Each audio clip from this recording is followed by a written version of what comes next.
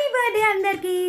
నేను ఈ మంత్ కోసం వెయిట్ చేశాను తెలుసా, ఎందుకంటే జనవరి నుండి డిసెంబర్ వరకు ఇయర్లో ఎంతమంది అయితే చేసుకున్నారో అందరికీ ఒకేసారి విష్ చేసి వాళ్ళకు ఒక్క విషయం చెప్పడానికి.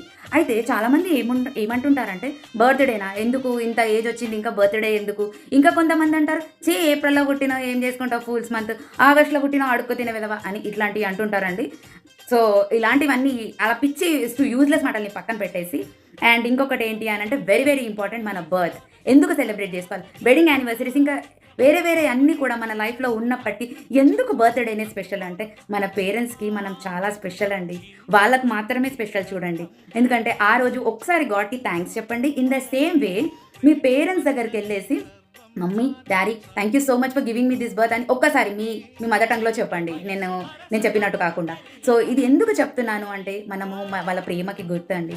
సో మన లైఫ్లో నుంచి ఒక ఇయర్ పోయింది అని చెప్పి బాధపడుతూ ఫూలిష్గా ఉండకుండా కొంతమంది ట్రస్ట్ చేస్తారు ఇది, కానీ దాట్స్ ద రాంగ్. కానీ నేను ఒకటి చెప్తాను, నేను మిలీనియర్ అయిన తర్వాత బర్త్డే చేసుకుంటాను అన్నది కూడా ఒక ఫూలిష్ థాట్ అండి. నేను డబ్బులు సంపాదించుకున్నాకనే బర్త్డే చేస్తాను అంటే డబ్బులు ఉన్నోడికైనా లేనోడికైనా పుట్టుక అన్నది ఒకటేనండి.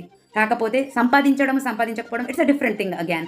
సో ఇక్కడ గుర్తుపెట్టుకోవాల్సింది ఒకటేనండి, మనం ఎందుకు పుట్టాము, వేరే వాళ్ళని మోసం చేయడానికి పుట్టామా, హాని చేయడానికి పుట్టామా, లేకపోతే ఇతరులకు యూజ్ అవుతున్నామా, లేదా అసలు మనకు మనమే స్వార్థంగా ఉంటున్నామా, ఆలోచించుకోండి. నీ బర్త్ చాలా ఇంపార్టెంట్. సో అండ్ ఇంత స్పెషల్లో జూన్లో పుట్టిన వాళ్ళు చాలా చాలా స్పెషల్, అన్ని మంత్స్లో స్పెషల్, బట్ జూన్ చాలా స్పెషల్. గూగుల్ చేసి తెలుసుకోండి.